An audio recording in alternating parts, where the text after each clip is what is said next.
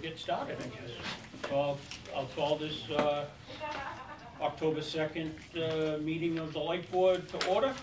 And the first item on the agenda is to receive any public comments. Is there anyone from the public who wants to say anything? Now is the time. Seeing none, Stephanie, no public comments. I'm going to deviate from the agenda just one little bit. Bill, and I hate to do this to you, but I'm going to put you on the spot. Last year, I did a team exercise, and you weren't with us last year. And I purposely did this last year so it would be spontaneous, and we all filled out one, and it's just a little questionnaire for all the team members because we do come from a different perspective to this meeting every month. And I just want you to take a few minutes and list 1, 2, or 3 things that you would like to see Danvers Electric improve upon. And if you could write it down, I'm going to put it with the others. Okay. And I do want to talk about it a little bit. What we did this last year. Everyone did it as part of the team, and we made some progress on some of the things that we put down last year. And I was really happy with that, Jim. Remember when I did that, right? And it was really good. You know, can we improve some more? Yeah, I believe we can. But we definitely had some good ideas, and we made some progress. Bill, I hate singling you out. That's okay. Yeah. I'm a big boy, broad shoulders. Okay. Okay. We can move right along.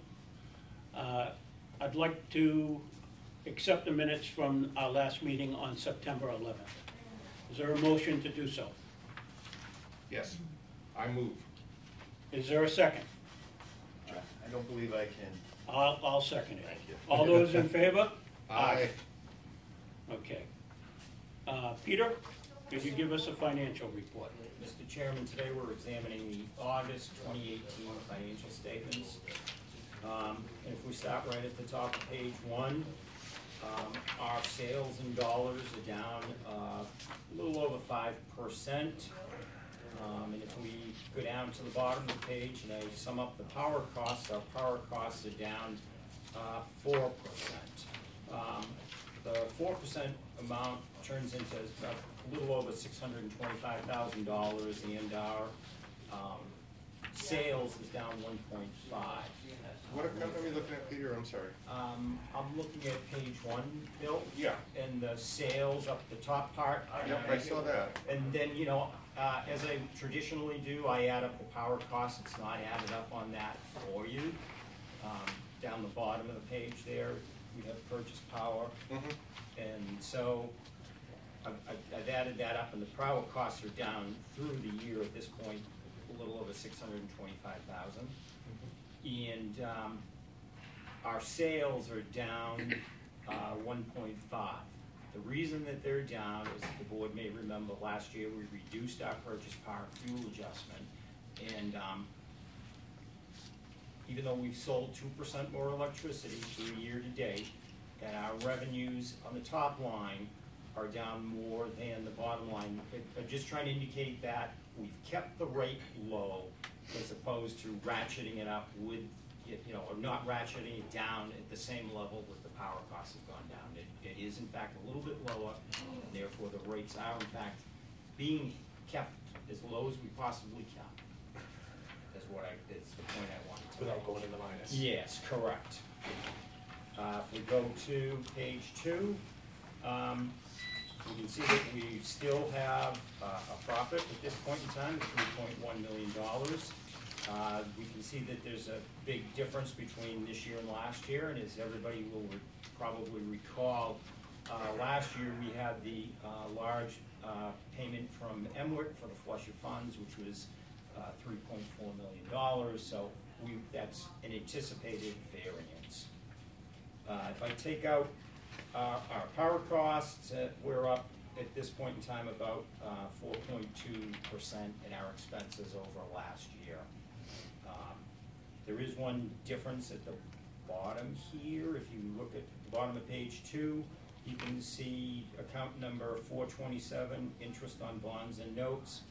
And this year we're showing $102,000 versus last year at this time we have 0. That's actually a timing issue, which we had earlier on making our payments to the town. Now that we have the utility accountant and she's going through the cycle of what happens on a regular annual basis, this is her 3rd time around. We're actually making our adjustments and booking our things in a much more timely basis. So that's why we have that, why that's higher this year than last year. At the end of the year, it will still be very similar. But that does throw it off a little bit. But in the long run, it's not really going to, it was the anticipated. If we go to page 4, you can see that our cash balance, we have $3.8 million at this point in time in our operating cash.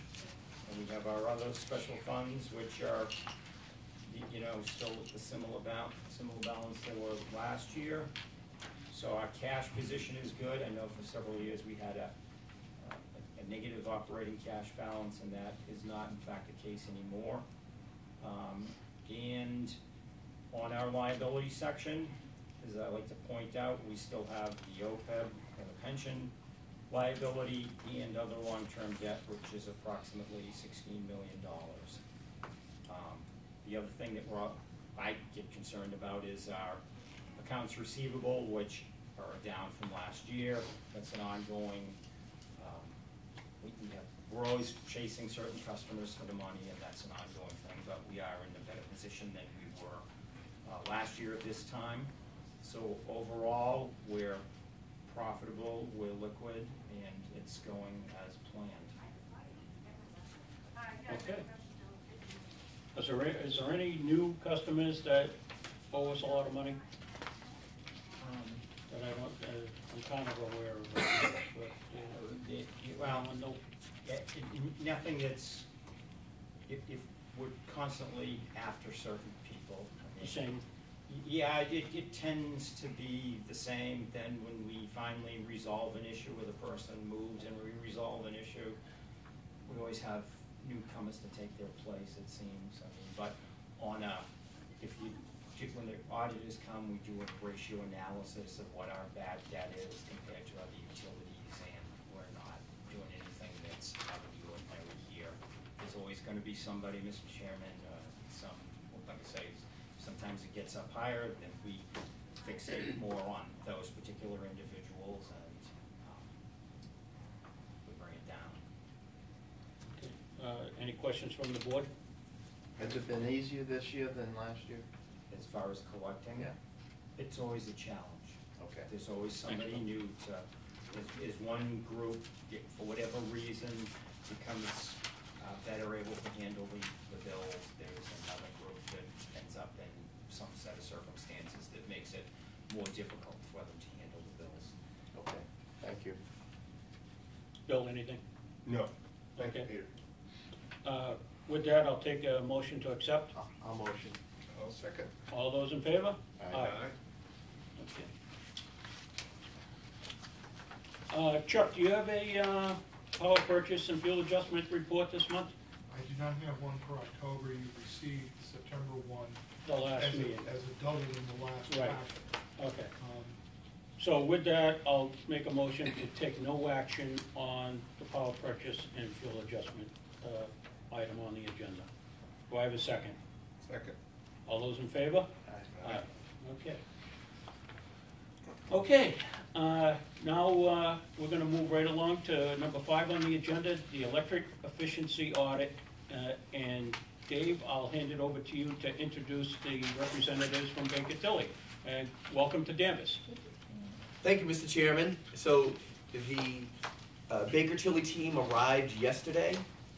They've already met with Peter and the town manager, and they will be meeting with Mark, Chuck, perhaps a little bit more time with Peter. They're going to be meeting with Colby Ahern later today, and then spending some time with myself this afternoon, or perhaps first thing tomorrow morning also. So they're gonna gather data all afternoon, and then they have tomorrow morning set to gather any loose ends or tie up with any other people that they missed or that they feel they need to go back with. I've met with them to go over their how they view the RFP, and I think you guys are going to ask a lot of questions, but in my view, it seems like they're right on track. They know what the scope is that us and the board came up with, and it seems like they're right on track to gather the data. So actually, Mr. Chairman, I'd like them to introduce themselves, and perhaps we want to quickly go around the room to say who we are to them, or... Oh, sure, we could do that. I'll start with you, Amanda. I remember reading about you in the RFP.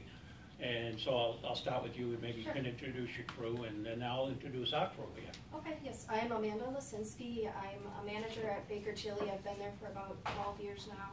On the Energy and Utilities team. Actually, we all are on the Energies and Utilities team.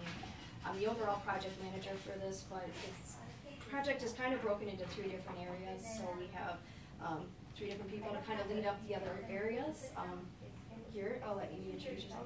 My name is Amy Giesler. I'm a senior consultant on the Energy and Utilities team at Baker Tilly, and I've been at Baker Tilly for about 4 years.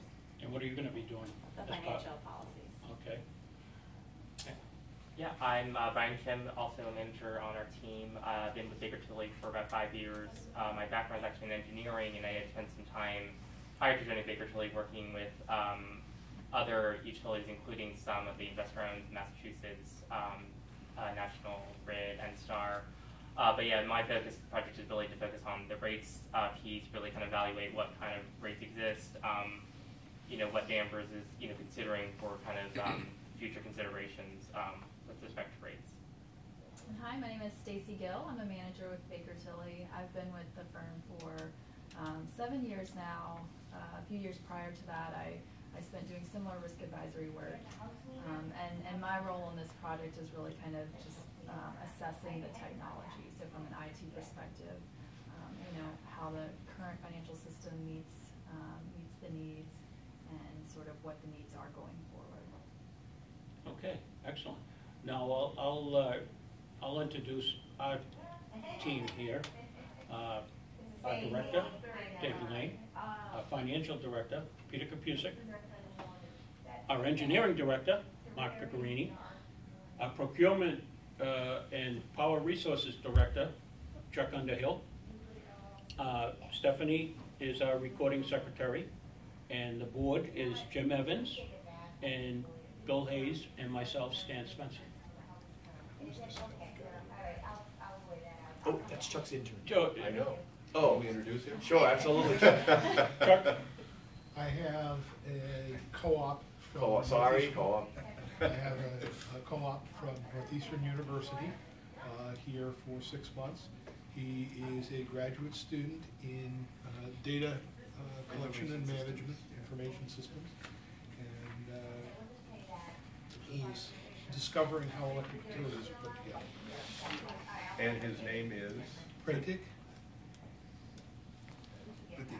Pradeep. Pratik. Okay. Thank you. okay, so Amanda, you've met with some of the team, and what is going to be your approach? I mean, I know I read your proposal, and there was a bunch of things I liked about your proposal, believe it or not, and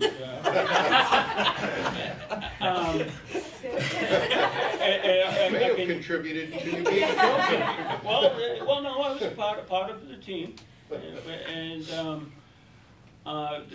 a few things stuck out to me. Was on page 2, there was talk about exceeding our expectations.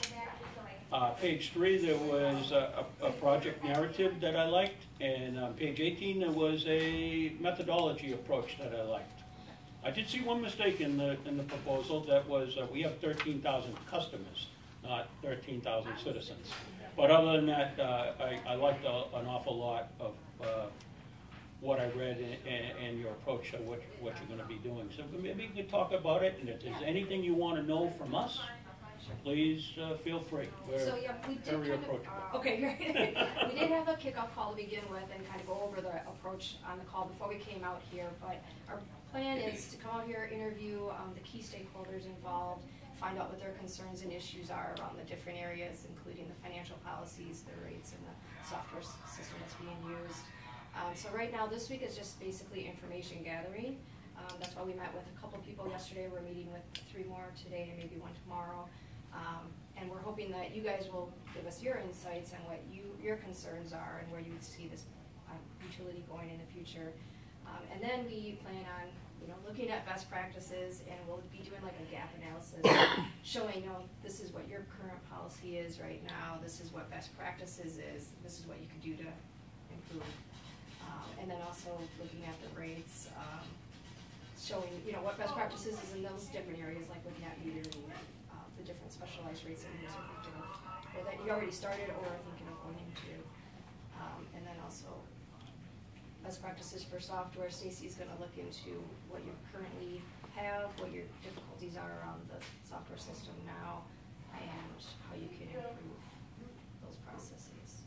Excellent. And so you're going to be doing some more fact gathering, and what are we looking at for a time frame? I thought we got a little bit of a late start. Yeah. So we were originally looking at ending and giving you a report in November, but because of that late start, we pushed it back a little till December. So should have something ready for you by then. Okay. Do any members of the board have any questions or? Want to share any concerns? I'm going to do that. This is what I did. I'll give you mine. I wrote them down. You can anything that's highlighted, I'd kind of like to see an answer to, even if it's it needs to be studied more. Whatever. You can look it over. That's my cell phone there. If you want to talk to me about it, I'm out of town an awful lot, but I can be reached. Okay, great. So those are my concerns anyway. Bill? I don't have any specific questions at this point in time. I agree with what we put in terms of areas of focus, and what you just described sounds like it's right on the money to me. So thank you. I'm looking forward to it. I agree.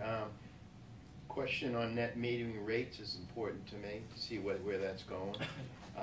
Wind and solar production, that I'm on one end of the spectrum here. I do definitely want to keep performing that, and the report in December will be great to see. On net metering, we set a cap a while back at what, 4%, right? Well, we had a 5% cap, and then we were over that cap, and we adjusted the rates. So they've been provided how we were at the rate of the full retail rate for excess power generated, and then we adopted the new rate for excess power generated equal to the power supply cost for the new ones coming in. So we'll be providing, or I think they've got a draft of that of where our rates are. They'll be talking to Chuck about it. And one comment we've made is that obviously we need something that's sustainable there. We want to encourage it, encourage solar, encourage the wind, but what can we sustain for how much can we pay? Does that sound right, Mr. Chairman? To an extent, sure. Or would you like to elaborate? Well, I'm here to sell electricity, so everyone. Jim and I differ on that a little bit. A little different. Well, I guess on the we bump up against the edge of the scope, but utilities across the country are fighting the issue of level sales, and I'm sure you've seen that in a lot. And we need to think that in our strategic model. Are we going to be battling with level sales for the next 10 years?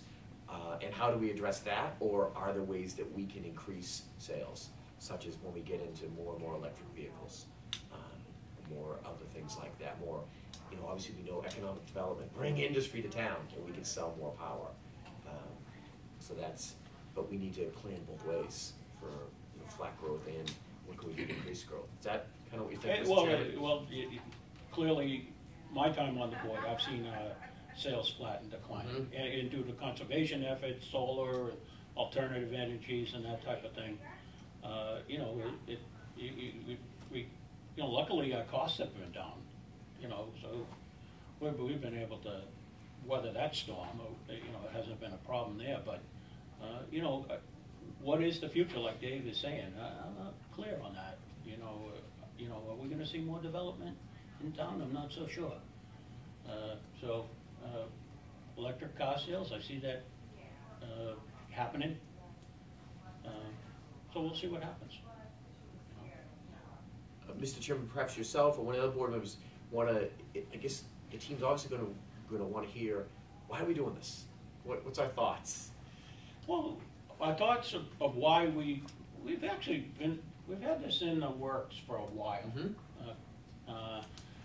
Our thoughts are, at least my thoughts were, is, you know, clearly we can do things better. I know how we do things. I go around and I see how other utilities do things. You know, some things Danvers does, I think are better than other utilities. And then I question some other things that we do. Maybe it's not as good as what other utilities are doing. But clearly what we do, it works. And we have low electric rates. You know, we're doing something right. But, you know, clearly you can always do better. And I'm always looking for that competitive advantage or something where we can do better. And that was the whole idea of doing this. We do a lot here, and everyone does a good job. And one of the things that what I did with this exercise with Bill today is all of us at this table come at it from a different perspective. Peter from the financial end, on the board ourselves, Bill was a manager at General Electric. Jim and I have a technical background. Mark is our engineering director. He has a different background. Chuck has a different background. Dave has a different background. We all have different backgrounds. And we're all part of the same team with different perspectives, so it's kind of good to kind of get on the same page and do the right thing and do what's best and better ourselves. There's always room for improvement, and that's the reason why we put out that RFP that we did do and brought you people on board.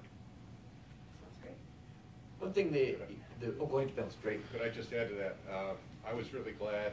I'm new to the board. I just started in January, so I've been kind of running really fast to almost keep up with everybody else.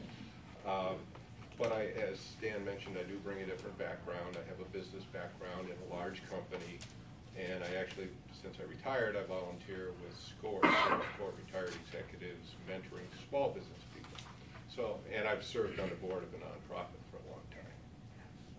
So I've got a nice business background. So I do look at things a bit differently, and I'm very impressed with what this team has been doing over the years, the reliability of the system, the low rates, the financial viability, because they were coming from a bad spot. But I also see some things that I think we could do differently and better as well. And I heard you mention some of it, the software, the financial reporting software. I think we could do a better job of that. I think Peter does an amazing job with what I think is antiquated software. So, you know, I have a ton of respect for him, but I think he's really, you know, fighting an uphill battle. And, you know, it's like he gets the boulder near the top and then it starts down again. So I'd really like to see, you know, a recommendation along that line. I think some of the other things we do in terms of management reporting, we're obviously very successful, but I think we could do better. And that's what I'm looking for from you guys. As a team, another set of eyes, to me, is very important. That someone else can look at this in a different way, because we all have different backgrounds. You're going to see things that we're not even going to realize. That's what I'm looking for.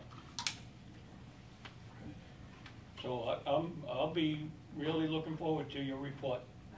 So, well, one of the things that, another thing I don't know if I'll just throw this out there. We're like all of you from the University of Wisconsin, but no one from Madison, right? No. I went to UW Whitewater, so not UW Madison. Okay. But she lives in Madison now, right? Yeah. Okay. And the whole time I was reading everything about Wisconsin in there, when it ever came up, it was with your backgrounds. I also can think of was the, I don't know if you people have even heard of this. It's something I remember from, like, I want to say it's either 30 or 40 years ago, was the pail and shovel party. I have no from the University of Wisconsin? No? No. We could ask our colleagues, some of who Oh, you, attended. yeah, let We'll me just find tell out. you, you can Google it, and I just remember it was such craziness. Now, it was, but it always stuck out to me about those. There was a couple characters that went to University of Wisconsin, and they were part of the Pail and Shovel Party. Okay. Yeah. Yeah, I think their platform. I wrote was- it down. Oh, yeah. And let me just tell you, these people were out there, and I'm gonna say it was, I did spend some time in Wisconsin at Harnischweger Institute, and I stayed, I remember, in Wauwatosa, okay, for a couple weeks, and so I do have a little bit of Wisconsin time and some, it was like hands-on engineering classes that I took there. And it was very interesting. I brought back all my Wisconsin time. But the Pail and Shovel Party was from the University of Wisconsin, was what sticks out to me. And they were some interesting fellows. That's all I remember. Look that up later. And I want to know if any of you play euchre, because I'm from the Midwest. I Yes, figured. yep. All right. I just got back from a week in Ohio. Well, I'm a and played Midwest lot of euchre. transplant from California, so I haven't caught on. It's one of the things that I think it's, you were either born with it or you don't. You can't adopt it over time. So. Yeah, so on behalf of the board, I'd like to welcome you to Danvers, and I look forward to your report.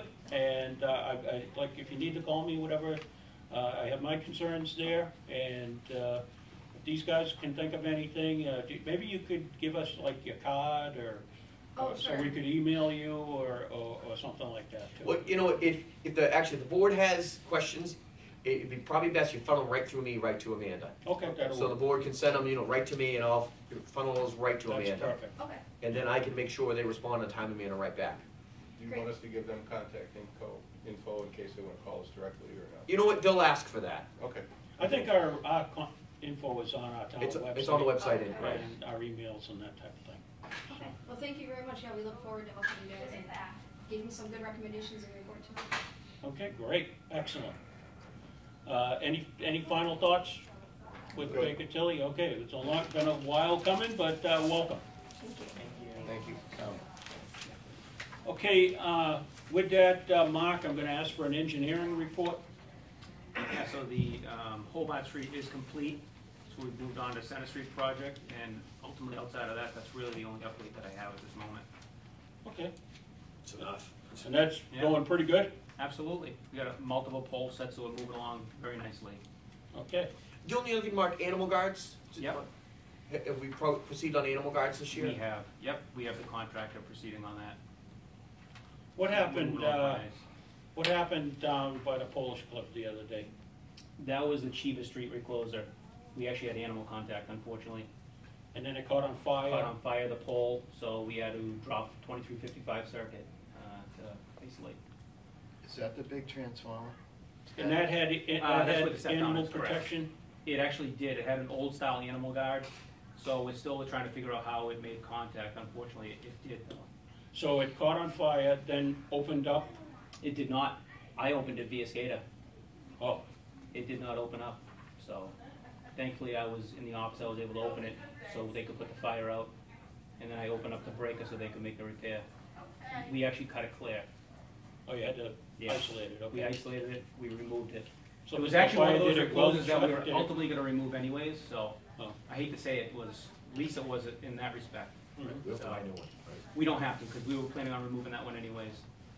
We're sort of going through a decluttering process a little bit. We have too much contact points out there to some degree, and certain things that we don't deem necessary, because the 2355 is expressed right to that recloser. Yep. So we're really not gaining much out of that recloser. So, meaning, when I say express, meaning there's no customers tapped off that. Yeah, so you had to cut it open, isolate and re-switch. Yep. And how many people were really affected by it So after? there was roughly, when I sent the audit report, there was roughly a little over 1,000 that were impacted, like a 30-some-odd minute outage, and ultimately another 20-something hundred customers saw a momentary. Because when I opened the breaker, we had other substations that auto-transferred. because we have auto transfers in place at the substation level. So on the 5 kV. Because this all happened on the 23 kV. Yeah, so is everything, is the recloser been changed now? Or- So the recloser's been removed. Yeah. We actually had a bypass load break.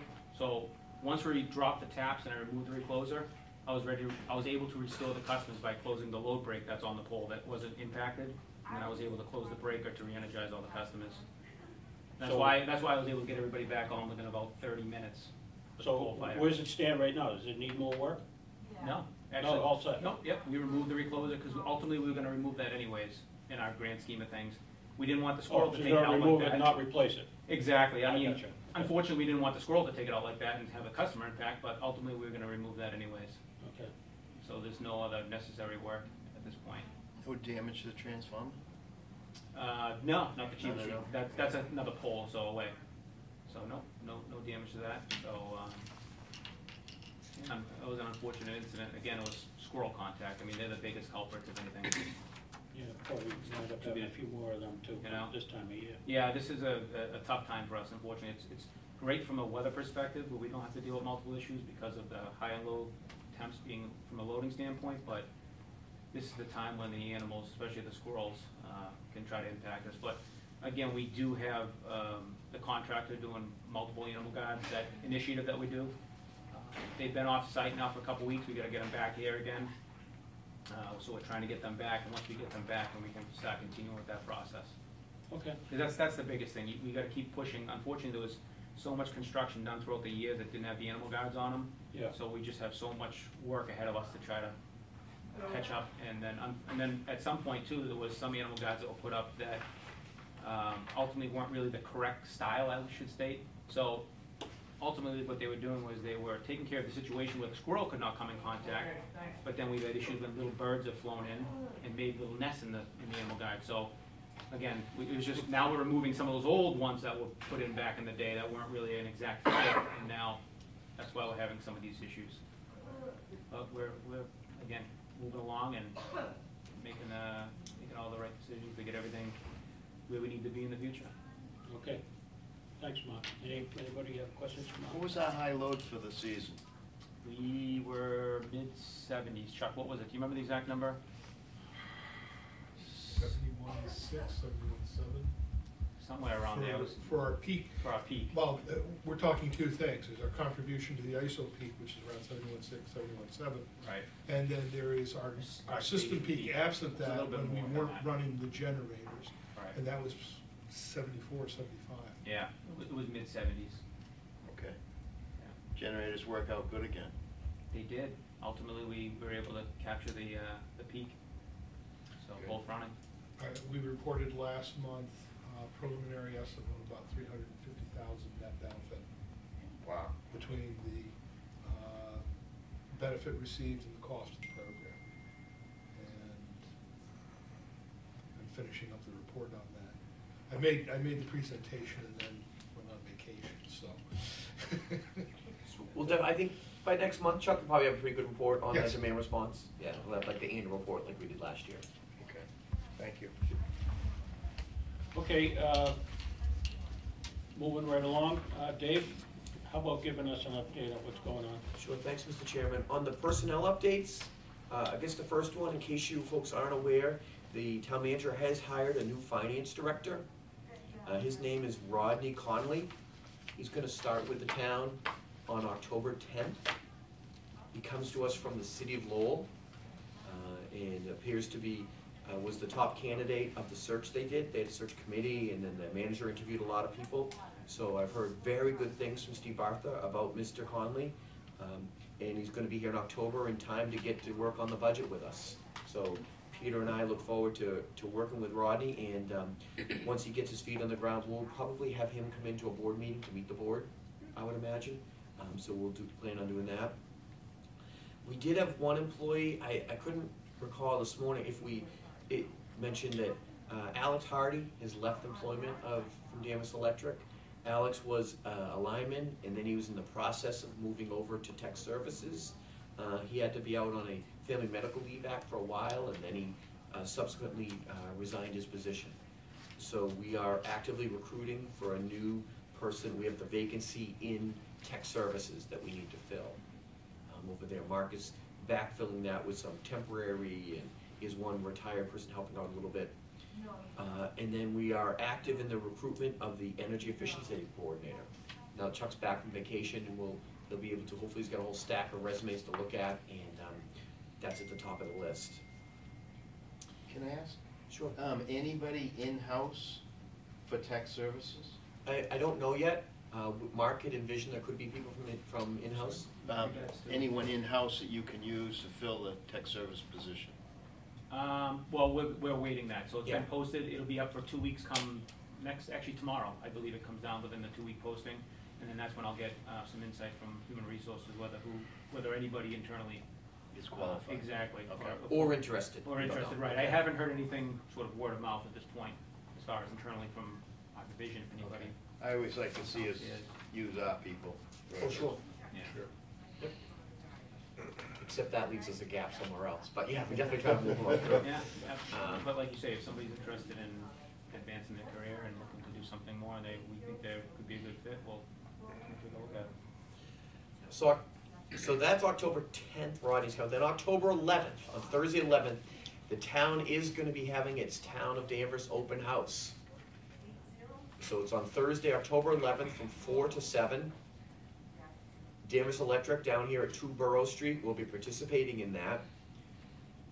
Stephanie has put together a whole team of the staff to actually look at changing things up a little bit this year and revamping it. No cookies? No, we're doing that stuff. Yeah, so we're still going to have the bucket truck rides and the cookies. And the other thing is that we have the electric village display, which shows the dangers and cautions that you want with the electric lines. Mark and his staff, they're actually reviving the display that we've had for many, many years. And actually we're in the market next year to be able to buy a new display. So Mark's found out about some other displays that are out there. Definitely we can use it for some new things, such as the animal contacts that we want to show on there, and also other people's trucks. So a lot of variety. So we're looking to update that display during this year. So next year we could have it, or at the next event we have. One of the changes this year, we're going to have DigSafe participate in the event with us. They're going to come, have a display, have a table, and talk about DigSafe at the safety table. I think Mark will probably have some of our safety officers there with the safety Actual aspect. DigSafe? Actual DigSafe is coming. Yep, How'd you do that? Stephanie. Thank you, Stephanie. So, and then obviously we want to have a focus on the electric vehicles there. So Sharon Clement has reached out to the people that we know in town that own electric vehicles, and we're going to try to get those vehicles down there to display. Sharon has also contacted Michelle Mitsubishi, and they're going to be there displaying the Mitsubishi electric vehicle. And we're talking with Kelly about getting one of the other electric vehicles. So we're pushing as hard as we can. We all know that so before I get more into electric vehicles, any other questions about the open house? We have a lot of kids that show up to that thing, and I went to one open house, I think it was Peabody's open house. They had clowns there. They have And clowns? the kids, yes, in clown suits. Might be something you might want to consider. We could maybe dress Chuck up. Didn't our wiring inspector Colin dress up as a conductor one year, Mark? So He actually, has the training. so what we did is Oh, yeah. because I volunteered, we had conductors on the trolley that were doing Danvers trivia, and then there was a contest who could be the best conductors. And that year, the year they had the contest, Mark Falkowski dressed up like a true conductor with the hat, and the uniform, and the whole bit. He's our chief wiring inspector. Yeah. So this year they do have the trolleys. I don't know if we still have trolley conductors or not. Okay. I haven't heard yet. We'll have to check on that. Are we gonna give away light bulbs or anything, or what are we gonna do? Yes, we need to look at what we have for light bulbs and other things to give away, and we have the cookies. Well, we do have the DigSafe. Yeah, The dig safe this year is DigSafe giving away stuff. Sent us Right. a lot of It's the safety stuff, right? their stuff. That was the So we're change gonna up. be doing giveaways from them. And then TransGuard. And then, Oh, yeah, yeah. yeah, and then, We got So some the- other- that- some other material. Yeah, there's some other surprises. Steve. Okay. So, we don't have a So we do clown have- right now, yeah. but we are noting that Peabody had clowns. Pretty sure it was people. Might have been somebody, I'm pretty sure. So we used to have our light bulb. We had a light bulb contest, and we used to have Volta the light bulb. So we'll discuss that also. Fall on you, right? Easy. we can dig the suit up. Delegation can always go downhill. Okay, that's open house. Next on electric vehicles. So we did do the joint event with Reading and participated in that to try, to present that. Chuck and I, right before he went on vacation, began our discussions on electric charging stations. And now that he's back, we'll get full speed on what kind of charging station we want to buy and which ones are best. And then we'll involve Mark in the locations and how we're going to feed them and that kind of thing. But definitely this year we want to get some charging stations in, and we're going to push for that. At the same time, we're working with Energy New England to go over there to work with them as far as a contract so they can help us with the advertising, administrative, and what Energy New England can bring to us is what everybody else in the field is doing for electric vehicles. Bring to us the things that are working. It's a very inexpensive contract. We're looking, it's something that's less than $1,000 a month with some other services that we can buy a la carte from them, which is right what we were thinking. We had some proposals for companies that wanted to help us. It was a giant amount of money per month and wasn't what we needed. We like a basic monthly service and then a la carte for things that are going to fit Danvers. So we are that close to execution with the Energy New England. That's on electric vehicles. The Elster meter issue is ongoing. We're progressing with that. And then the employee appreciation event, which we're going to have down back. And Stephanie and I are working to finalize. We believe we're going to have the tech cater it.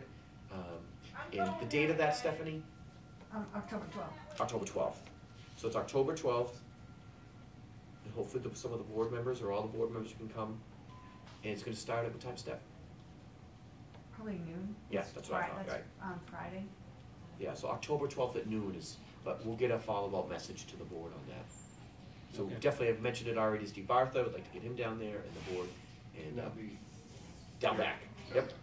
And we're reaching out to some of the key DPW guys that helped during the storms and our tree crews. Now,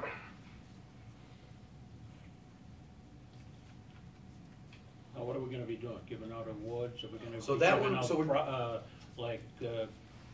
some sort of grill sets or something, a cooler, or what are we gonna? So we are working on a raffle prize for the event, but as far as a token for something to give out to everybody, we're saving that for our safety awareness meeting. We're gonna have a safety award, and that will have something for everybody.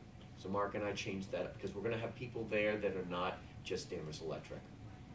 Yeah, and we looked at our criteria, we actually met our goal this year. Right. Where like previous year we did not, because we have, basically it's, 5 minor incidents is what we kind of look at.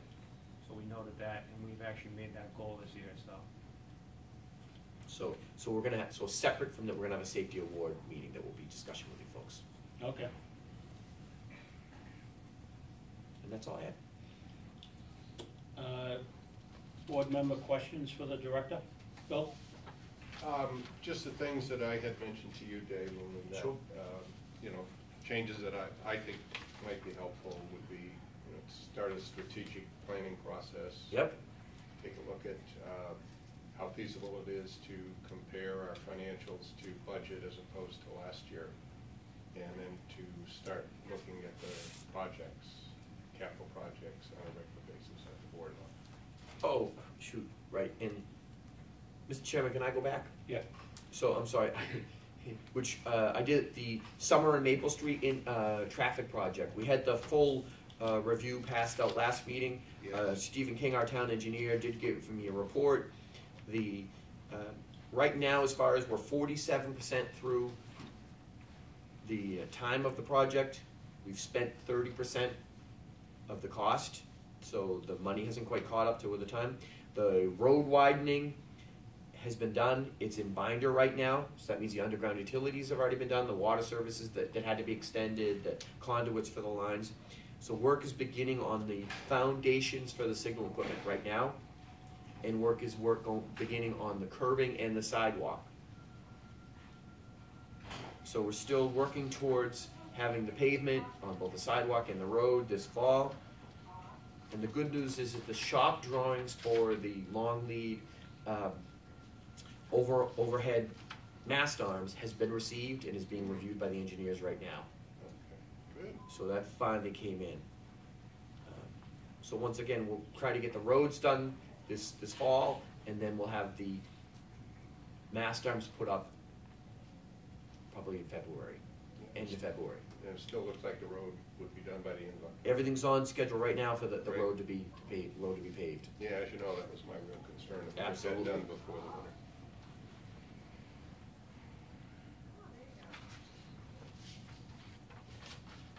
All set, Bill? All set, thank you. Jim, anything? I'm good. Okay, I have a few things. Was there any state grant money available for the March storms? Yes, so there's a MEMA emergency response grant for both the snow operations and the storm response that we're applying for. We had a preliminary meeting up at that they held, and we sent staff to that. They came back with it, and we are waiting to be assigned a case officer. Once we're assigned a case officer, then the clock starts ticking on when we have to submit things. So we've already been pulling together our costs, what we spent on the storms. We believe we have the window of time that the hours that they've given us when costs are eligible, and so we're pulling that together. The next step is to meet with our case officer. We reached out to MEMA and FEMA last week to say, when are we going to get that person? Hasn't been assigned yet. And we submitted all that stuff, so Brett Up has to- it all. Yeah, so actually the director of operations, Brett Gonzalez, he's gonna be the lead person putting together all the data. Mark has already fed up to him the Danvers Electric costs. Any idea what our overtime costs were during those events? Any- I'm roughly trying, I think I gave it to him so long ago, I can't even think of it at this moment, it's been almost a month. I wouldn't wanna Okay, it's okay. guess incorrectly. Yeah, so we really don't wanna report back to the board until after we meet with the case officer, then we're really gonna know what's eligible and what's not. Yeah. Discuss that, Mark was making this up. We have that information. You didn't get it? I think banners was the question. Oh, I have that information. Yeah. Annually, what's our annual cost? Yeah, But we figured it out per banner. no, I actually have the printout, I didn't bring it, it wasn't on the agenda, but I do have it, I can give it to you after, but I know Sure. it was somewhere around, I think combined between the family festival and all the banners, it was somewhere around 40,000? Okay. Somewhere around there, but I actually Wow. have the sprint, so Okay. after this meeting, if you like, I can give you the printout. Sure. I believe you sent me an email and I gave you a per, cost per Per banner. Yeah. banner basis, but I haven't, but I actually have it now for all the banners and all the family festivals. Yeah. I broke it out that way, Okay. Okay, for everybody who's involved in it. couple other questions. What is the status of the Melanson and Heath audit? Last week, we received the final actuarial report that was needed in order to complete the final entries. It was forwarded to Melanson and Heath, and I'm expecting to hear from them this week, and if not, I'm going to email them and ask them where we are. Okay, so when can we expect them to come in and present? Well, we're here in October, probably next month, we expect. What I Okay, Dave, on the employee that left, was he given a parting interview? He wasn't, because, that I'm aware of. In fact, he was out on family medical leave and never came back. Correct. Okay. Another question, the Cherry Hill solar project, what's going on with that? So the Cherry Hill Solar Project has a purchase power agreement with us. So we're actually buying power for them similar to like what we're doing at Danvers Indoor Sports. We have an agreement just like that. Yeah, but I mean, it seems long in the works, and I went by there. Any idea what's going on up there? That project has been Yeah. live since June. Yeah, Huh? The project has been live since yeah, June. we're getting power from it already. It's like a vacant building up there. Yeah, but the panels are hooked up though. Oh, they are? So the panels are hooked up, but they haven't finished the fit out of the building inside. How big is that? I drove around there and the array was not as big as I thought it was gonna be. No, it's about 350, 360 kW. I can get you the exact number for it. Oh, so that is up, who is the owner, what is the entity up there doing that? 1010 Cherry Hill LLC is the owner. Yeah, They are a property owner and manager in the Cherry Hill Industrial Park area. That's who our contract is with. And the project went live the last week of June, I believe. okay, and so we have a solar array on a building that's doing nothing. Is that what we have? Correct. But it's also selling directly to Yeah, us. so we're- It's so- not Yeah. a net metering It project. doesn't go through the It building, will it goes not right to be us. a net metering project. Okay, you know, I just seeing an empty building there, just seeing nothing going on, I really couldn't put two and two together there. Thanks for clarifying that for me. And I guess that's all I have at this point. So we have the open house coming up, and then we have some employee appreciation. Yep. Okay, what's that gonna be, a cookout? Yeah, so it's gonna be a lunch, a buffet lunch that we're gonna have the tech bring the dinner down for us. Oh, okay. Great. Mr. Chairman? Yeah. You had asked for some information. Oh, yeah, please Light share. spill. Would you like that, or would you like me to give it to you offline? No, here, please. No, we might as well, let's hear it. Okay. I have done some research into it. Yeah. And actually, since we began our project, there has been some formalization of the analysis so that there is a carryover essentially throughout the United States and in part around the world as to how you measure some of this thing. Yeah. So what's come out of the Illumination Engineering Society and the Dark Skies International team that was put together is a program called BUG, B-U-G. And BUG stands for backlight illumination. It stands for uplight, which is traditionally sky glow, and it stands for glare, which is what somebody standing below a light is likely to see as a distracted form of light coming off of there. The backlight is not a concern because that's a design function of the LED lamps. You can control it to 0 if you want, or you could push it back so that you illuminate the sidewalk as well as the roadway with a fixture. That's a design setup. So the two factors that we're talking about are uplight and glare. The uplight, with our conversion from HPS to LED, the sky glow has been reduced 90+%. Chuck, when we met with the dark sky people, I don't remember that term bug coming up. It wasn't. Like I said, Yeah. since we began our project, Yeah. this more formal, more rigorous assessment has been completed. And so there's now analytical tools that you can use. You measure what your fixture provides, you key it in, and it gives you a rating for your fixture.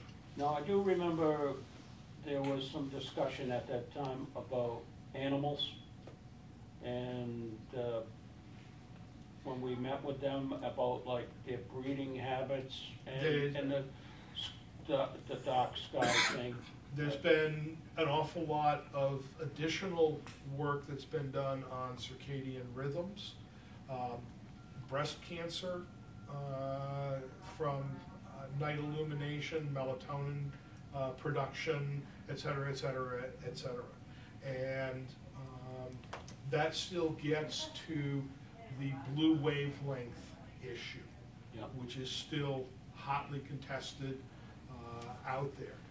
The biggest problem is that people were putting up fixtures at 4,000 K temperature, which included significant blue wave output.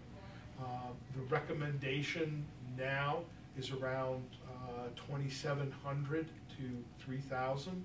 I believe we settled at 3,300 as our final number to go in. So we came well down. We were originally looking about 4,500. We came down to about 3,300 on what we put in, and we've also ratcheted back our fixtures to be closer to a 70-watt HPS equivalent output. So we're on the lower end of the outputs for those things. So based on our project, there were no negative consequences compared to the HPS?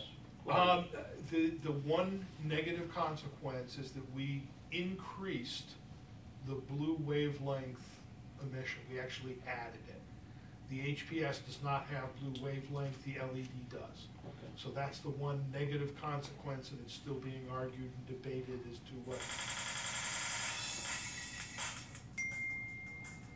While we're interrupted, could you just put a little background around this so we all understand what you're talking about? Okay. When we began our conversion process, Conversion of what?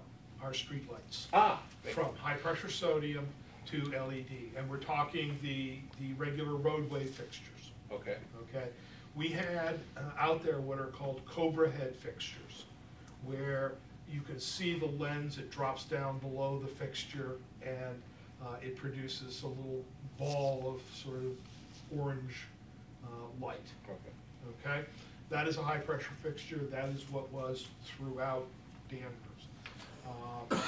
We established a pilot project. We And put that up- provides a lot of Sky glare. Yes, because the Okay. bulb hangs down and below the light- fixture. And light pollution to homes. Correct. Yes. Okay. And that's 70-watt standard throughout the town. Those were 70-watt standards throughout the town. Okay. So, by going to a new LED design fixture, the LEDs are pulled back up into the fixture head. And at that level, it's what's called the 90-degree plane. It's essentially flat. There are no side emissions because the light is now up in the fixture. Okay. Plus, they use prisms to direct where the diode emits to, and they control the pattern. That further reduces glare and side discharge. Okay. So we picked a design that would rather dramatically reduce that. We put together a pilot project. We put up 4 different fixtures, 3 of each, at an intersection where people could actually look down the road and see the effects of all of the fixtures essentially at the same time, Okay, just by looking at a different. just by looking in a different direction. The slang on that is called a shoebox fixture, because everything's recessed into it. And about that time, the Dark Skies International folks came in and spoke to us about lighting. They made presentations to us, and they asked us to eliminate the blue lighting. Okay.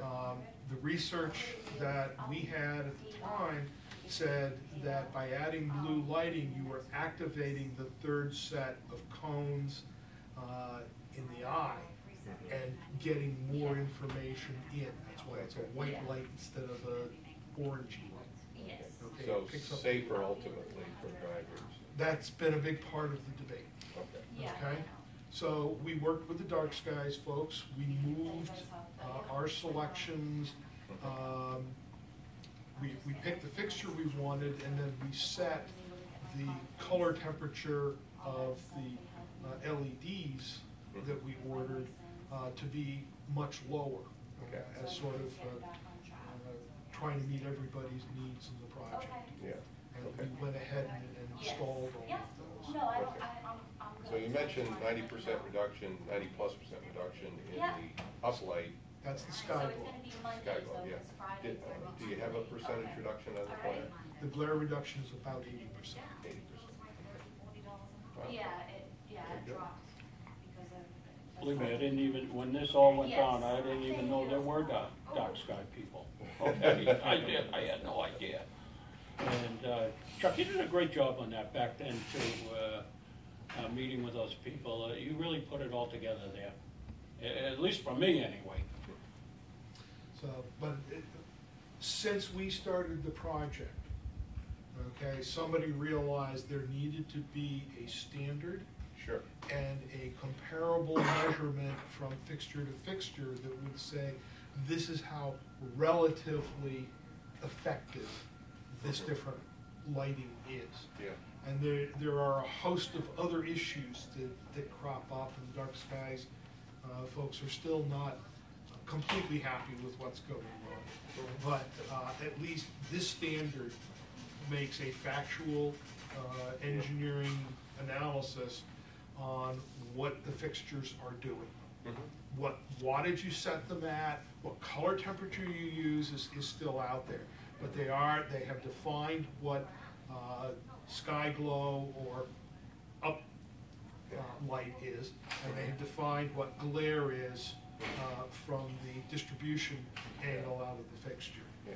And they we've made define very measurement tests for it. And we've made very significant improvements. And based on what they have established, our results show a 90+% elimination of the sky glow, and the glare is down about 80%. Great, thank you. Thanks for a clearer explanation for me anyway. Okay, with that, I guess we're gonna wrap things up, unless you have anything else? You guys have I'm all anything else? set, thank I'm you. all set. Okay, let's set our next meeting. Sorry about I thought I had my phone shut off, but I didn't.